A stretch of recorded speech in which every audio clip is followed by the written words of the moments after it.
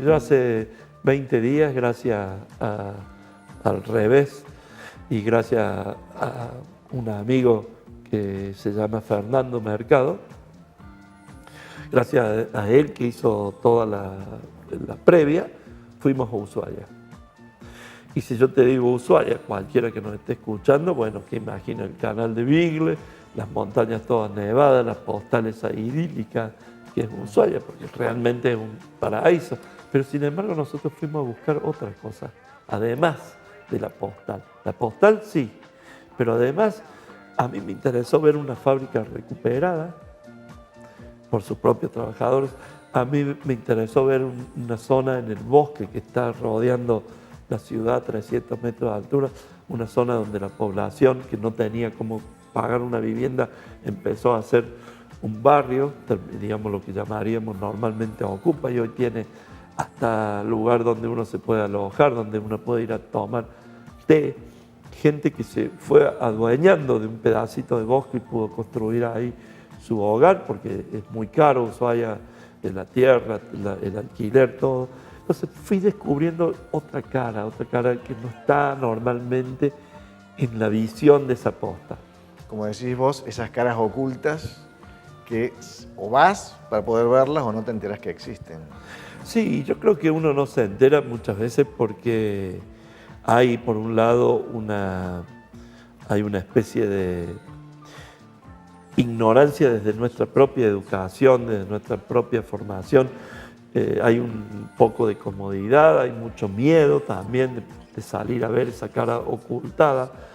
Y hay sobre todo también una especie de, te diría, dictadura mediática a nivel global que no nos quiere hacer ver la cara ocultada, porque cuando uno ve la cara ocultada uno se cuestiona, porque también el viajar produce en uno mismo una revolución interior, una revolución de la conciencia. Yo siempre digo, de cada viaje yo no puedo volver igual después de haber visto lo que vi el año pasado en la República Centroafricana, los niños soldados y los cuerpos mutilados. De ninguna manera. Uno vuelve más consciente de la fragilidad de nuestra condición humana, pero también uno vuelve muchísimo más consciente de la injusticia, del despojo que se hace a la sociedad y a los pueblos, del despojo que se hace no solamente económico, sino también cultural, humano, que se ha hecho y que se sigue practicando. Entonces uno vuelve con una mirada muchísimo más crítica, de alguna manera se pierde ese romanticismo, inocencia que uno puede tener cuando tiene la mirada de la postal, porque uno empieza a ver, digamos, muchas cosas que están debajo de la alfombra. Y yo creo que a veces eso al poder mundial, nos conviene que nos demos cuenta que existe y que lo podemos ver. Te escucho hablando de otros lugares y digo, me surge esto de pensar que las miserias y las virtudes de las personas y de las sociedades están más allá de los idiomas, las religiones, y uno se las encuentra, ¿no?, en esos estados. Cambia el ropaje, cambian los rasgos, pero están ahí.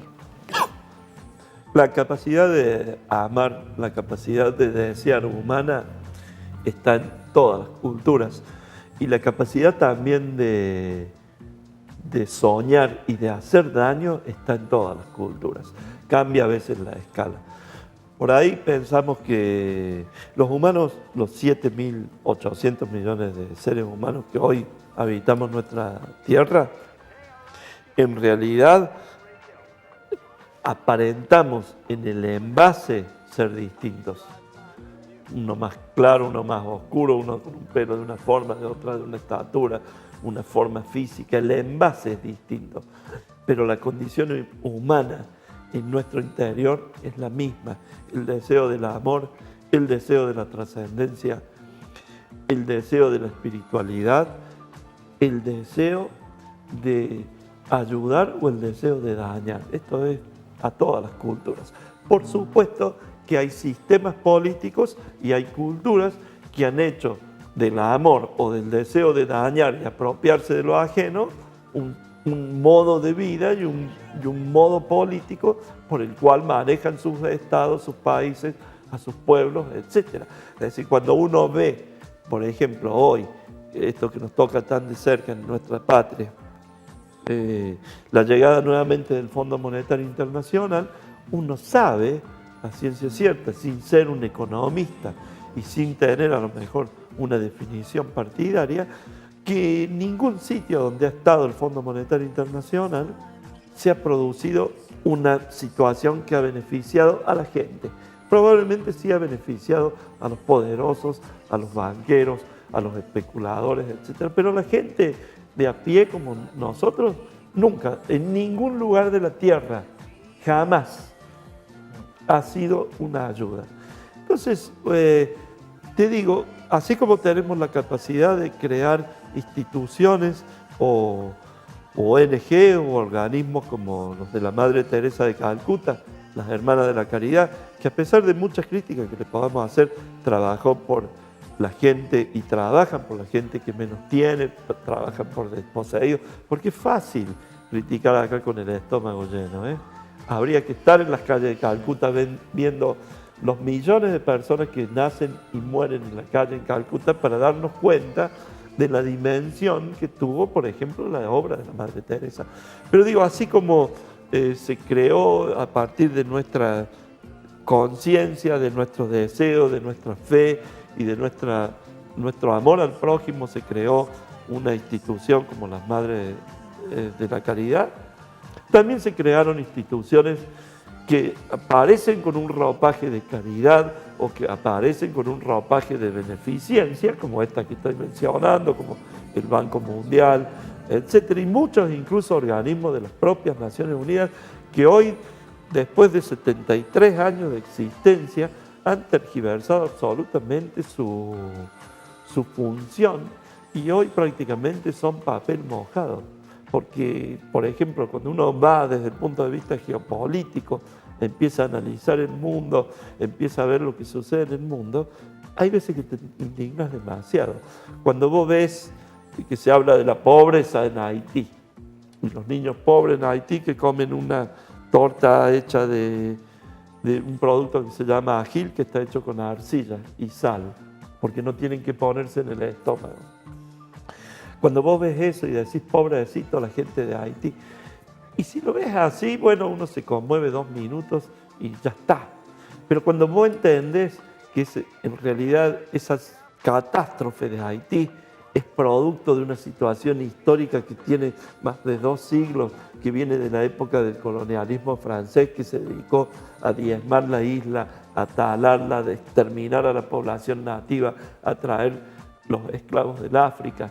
Y cuando vos ves que ese daño medioambiental ha llegado hasta el día de hoy, que hoy Haití en gran parte es desértico por la acción que tuvo en su época, el colonialismo a partir de la tala de la selva ecuatorial, la selva tropical que cubría las laderas de las montañas en Haití, vos te das cuenta de que no es una casualidad, no es una maldición divina lo que se vive en la mayoría de los pueblos del mundo que viven mal. Cuando vos ves que la República Centroafricana, uno de los países más ricos en el mundo, oro, diamantes, fauna, potencial hidroeléctrico fabuloso en la cuenca del río Congo, y sin embargo la gente vive en una condición que el que llega a 40 años es un privilegiado, donde no hay ningún tipo de educación, de salud, donde no hay servicios de nada, donde la guerra está omnipresente. Y cuando vos ves los chicos armados con fusiles y sabes que hay un mercenario que va y cambia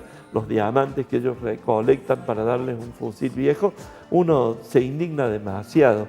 Entonces, a veces hay gente que me dice, mira Pablo, te admiro mucho, me dice, pero a veces no me gusta ir a tus charlas porque salgo medio bajoneado. Y yo digo, no tenés que salir bajoneado, tenés que salir consciente de lo que sucede.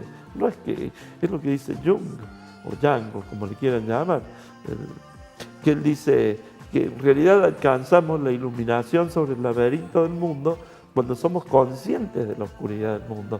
A mí no me sirve de nada haber ido y haberlo visto y haberlo vivido y haber sobrevivido y haber salido si no soy capaz y si no tengo la entereza espiritual y moral de venir y poder denunciarlo a eso, de la manera que sea, a través de tu programa, a través de una publicación, a través de una conferencia, en un curso, lo que sea, uno se siente obligado moralmente con esos hermanos. Yo digo, cuando viajo, vuelvo un poco al viaje para no estresarme tanto con esto de los conflictos que siempre me llevan un poco, porque uno ve tanta injusticia, Luis. Vuelvo un poco. Yo siempre digo que cuando viajo, en realidad salí a visitar mi familia que no conocía, porque todos sabemos que nacimos en un lugar en el Valle del Rift, en el África, hace un par de millones de años, y desde ahí nos fuimos desparramando, caminando hasta cubrir todo lo que llamamos la ecúmene, la epidermis del planeta. Y yo siempre digo, cuando viajo, ¿a dónde vas a ir? Digo, voy a ir a visitar a mis hermanos que no conozco, que están en tal lugar. ¿Cuál es ese tal lugar que te esté esperando? Hay muchos, porque además, otra cuestión que a veces me estresa un poco es que mientras más viajas y más conoces, más te das cuenta de lo pequeño, de lo finito, pero sobre todo de lo poco que conoces. Y tengo tantos lugares, porque aún habiendo ido, yo hay veces que repito las visitas, no hago una sola vez, porque no estoy coleccionando sellos en el pasaporte para estar en el Guinness. Digamos, no es que quiera cubrir todos los países del orbe para después aparecer por ahí en un diploma. Estoy tratando de entender el mundo. Entonces, a veces voy a varias veces a un mismo lugar. Y bueno, los que me gustaría mucho pronto poder ir a Groenlandia. Me gustaría ir pronto también a visitar a los osos polares en el Ártico de Canadá o a las islas Spielberg, Svalbard, que están en la latitud 80 del Polo Norte en Noruega. Me gustaría ir a la Antártida, que no conozco. Me gustaría ir a las Islas Malvinas, que ahora cuando estuve en Ushuaia la veía tan cerca. Me gustaría ir a la península Mitre y a la isla de los Estados en Tierra del Fuego.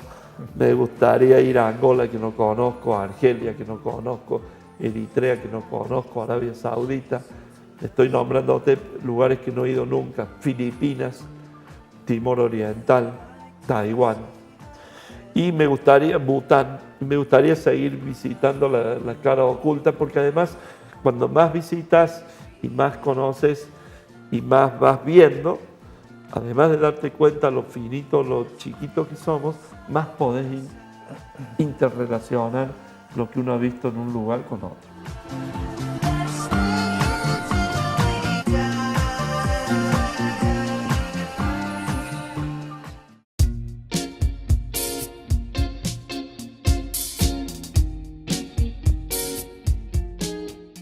De esa curiosidad, ingenuidad de aquel niño que exploraba el Parque Sarmiento a este Pablo Sigismondi que se plantea conocer a esa familia en esos lugares que todavía no fue. ¿Qué cambió y qué se sostuvo? Cambió la escala. Cambió la escala y cambió, por supuesto, lo que mencionaba antes, la conciencia del viaje.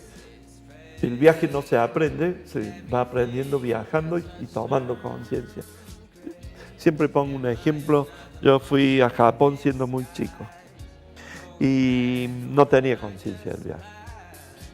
Cuando estaba en Japón, a mí me molestaba la gente.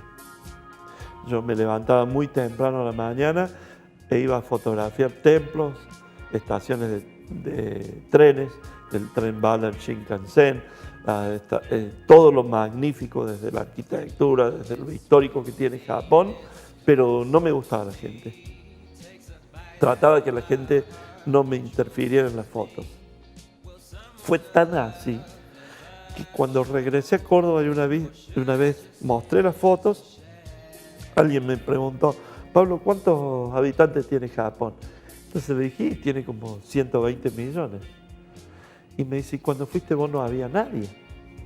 Es patético, lo podés ver, porque la foto también, la fotografía es de alguna manera una radiografía de uno mismo, porque uno cuando fotografía lo que está dentro de su cabeza.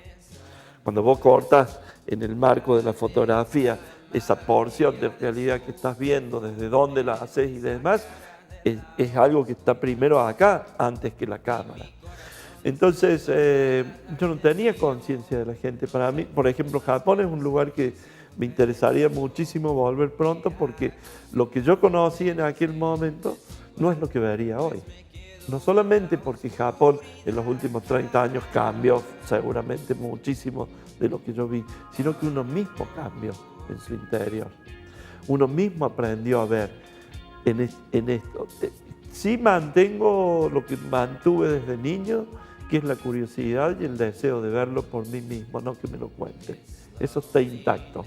La posibilidad de... Siempre digo que el día que no me pueda asombrar más, prefiero no viajar más, no estar más en este mundo. Cuando haya perdido la capacidad de asombrarme, cuando haya perdido la capacidad de admirarme, de llorar, no quiero estar más. Y realmente eso no lo he perdido. Pero sí te diría que si me lo permitís expresar en un término ideológico, yo he ido de alguna manera radicalizando mi punto de vista ideológico. Cada vez tengo una mirada muchísimo más crítica al mundo actual, una mirada mucho más comprometida con ideas de izquierda, con ideas que hacen a la búsqueda de un mundo más justo, de un mundo más igualitario, siempre por caminos pacíficos, pero siempre buscando de alguna manera tomar conciencia del mundo que vivimos, porque el mundo que vivimos es maravilloso. Pero el problema es que tenemos un par de gusanos que nos están molestando la vida. El mundo que vivimos tiene capacidad para darnos alimentos, para darnos cobijo a todos. Pero ¿qué sucede? Cuando unos pocos son dueños de fortunas que sobrepasan a la riqueza total de pueblos y naciones enteras, evidentemente algo no funciona bien. Y acá también vienen muchas reflexiones que yo antes no las hacía y que tiene que ver que no lo puedo entender. No puedo entender el egoísmo humano. No puedo entender en esto que decía los puntos oscuros que nos unen, ¿no? Si uno vive bien, vive cómodo, tiene un lugar medianamente adecuado para su quehacer y su vida, no te hace falta robar o matar o pisarle la cabeza al que tenés al lado para ir y guardar en el banco 10 millones de dólares o 100 millones de dólares. Yo no veo cuál es el sentido que una persona tenga 1.000 o 10.000 o 1.000 o 500, los millones que quiera, en una bóveda en Suiza. No le veo explicación, no veo cuál es la riqueza. No veo cuál es el sentido de haber acumulado lingotes de oro o acciones en Panamá o en las Bahamas. No le veo el sentido, ¿sabes por qué? Porque he visto muchas veces el drama de lo que nos va a pasar alguna vez, que es la muerte. Y como tal vez dice muchísimo una persona que admiro de corazón, que es el Papa Francisco, que él dice, nadie te va a poner lo que acumulaste en el cajón. O sea, no lo dice así, pero más o menos lo da a entender. No me acuerdo exactamente textual la frase. Pero sí, escúchame una cosa, si ya vivís bien, ¿para qué querés tener 100 millones de dólares en el banco? Si cuando te vayas de este mundo, como dicen los wixárikas, cuando cambiemos de estado, dicen ellos, cuando cambiemos de estado y pasemos a otro estado, que no sabemos ni cuándo va a ser, ni cómo va a ser, etcétera, no te vas a llevar nada, ni siquiera los anteojos que tenés puestos. ¿Para qué querés acumular tanto? Y esto es lo que yo también he tomado conciencia y por ahí veo, por ejemplo, en muchos lugares del mundo veo gente súper rica porque uno se da cuenta. Se da cuenta por la vestimenta, por las joyas, por los lugares donde están, los vehículos que utilizan. Y ves gente súper rica y decís, pero sí, y tiene que estar custodiado, tiene que estar cuidado, tiene que tener un montón de parafernalia. Vive encerrado en una jaula de oro. Porque la acumulación desmedida, la voracidad desmedida, y que es en definitiva un poco el sistema en el cual vivimos inmersos, porque básicamente el sistema capitalista hace rato que salió de ser algo beneficioso para la familia humana y se ha transformado en un monstruo que destruye cultura, destruye ecosistemas, destruye pueblos, nos esclaviza, etcétera, etcétera. Ese sistema de acumulación no tiene sentido porque nadie se va a llevar nada. No me cierra. ¿Para qué querés ser esclavo de tanta cantidad de cosas materiales? Realmente. Pablo, muchísimas gracias por visitarnos. La verdad, hablaríamos el resto de la tarde y la noche. Ha sido un lujo poder tenerte acá y compartir estas reflexiones, tu mirada y bueno, todo esto que nos traes de estos 162 países reconocidos. Muchísimas gracias a vos, a toda la producción, a toda la gente que nos ve. Un beso muy grande. Para mí es un honor poder compartir este momento. Muchísimas gracias. Pablo Sigismondi, un hombre que viaja permanentemente, pero que afortunadamente siempre vuelve acá para contarnos eso que ha visto. Y mi corazón se hizo para darte mi amor, no sé cuánto.